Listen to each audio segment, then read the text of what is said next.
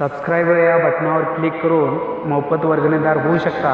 घंटा या चिन्हावर क्लिक करून वेळोवेळी नवीन आलेले व्हिडिओ पाहू शकता. धन्यवाद. नमस्कार बंधू आणि भगिनींनो, आज आपण कुळ कायदा कलम 43, 32 म आणि 2014चा जो कुळ कायद्याविषयी जो नियम आलेला आहे त्याविषयी आज माहिती घेणार आहोत. आणि कुळ कायद्याची जमिनीची जी विक्री केली जाते तर त्याच्यावरती जी बंधनं असतात तर ती बंधनं काय आहेत त्याची सविस्तर आज माहिती आपण घेणार आहोत. तर व्हिडिओ सुरू करताना जरी कोणी आपल्या चॅनलला सबस्क्राईब केलं नसेल तर त्यांनी सबस्क्राईब करायला हरकत नाही. तर महाराष्ट्र शासन अधिनियम क्रमांक 1 दिनांक 7/2/2014 नुसार मुंबई कुळवहिवाट व शेतजमीन अधिनियम 48 च्या कलम 43 मध्ये हैदराबाद कुळवहिवाट व शेतजमीन अधिनियम 1950 कलम 50 ब मध्ये मुंबई कुळवहिवाट व शेतजमीन विदर्भ अधिनियम 1958 कलम 57(1) मध्ये शासन परिपत्रक क्रमांक TNC 4/2013 प्रक्र 196 ज1 तारीख 7/5/2014 रोजी शासन निर्णय जो काढलेला आहे तर त्या शासन निर्णयामध्ये कुळ कायद्यानुसार ज्या जमिनी कुळ कायद्याने मान्य झालेल्या आहेत तर अशा जमिनी ज्या खरेदी केलेल्या असतात किंवा त्याची विक्री करण्याच्या ज्या पद्धती आहेत किंवा जे नियम आहेत ते पश्चिम महाराष्ट्रात कलम 43 नुसार त्या ज्या जमिनीची जी बंधनं आहेत किंवा जो नियंत्रित सत्ता प्रकार असतो तर त्या संबंधी आज माहिती घेणार आहोत. आणि 32 म ज्या शेतकऱ्यांना प्रमाणपत्रक मिळालेलं आहे तर अशा प्रमाणपत्रकाविषयी आपण माहिती घेणार आहोत आपण. आणि खरेदी विक्री घाण परत पट्टा देणगी अदलाबदल असं जर हस्तांतरण करण्यासाठी शासनाची जी परवानगी लागते तर ती परवानगी घ्यावी लागते का नाही याविषयी पण सविस्तर माहिती घेणार आहोत आपण.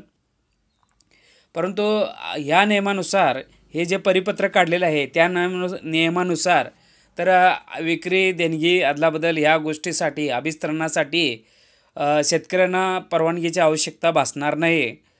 तर शेतजमीन विक्री करण्यापूर्वी विकायच्या अगोदर आणि किंवा विक्री करणार असेल तर तसा त्याचा उल्लेख तहसीलदार कार्यालयाला कळवणे आवश्यक असतो.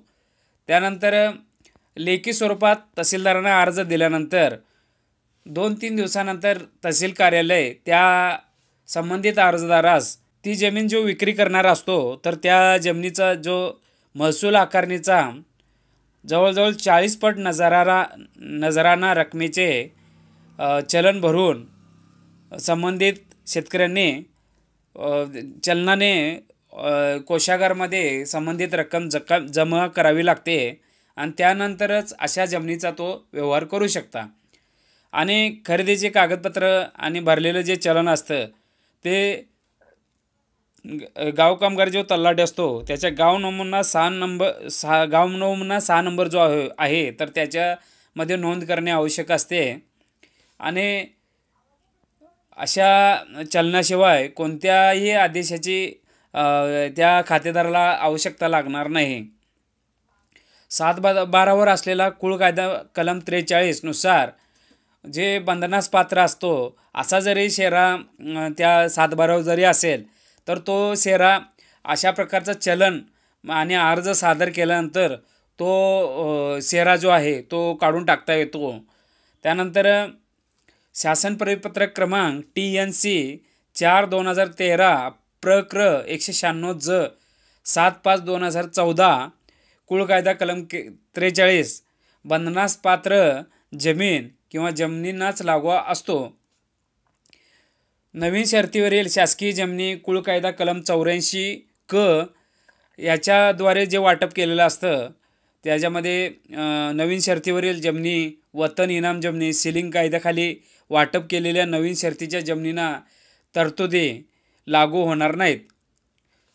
कलम 32 म प्रमाणपत्राला 10 वर्षे जरी कालावधी लोटला नसेल तरी संबंधित अधिकाऱ्याकडून कुळ कायदा कलम 43 प्रमाणे परवानगी घेणे आवश्यक असतं.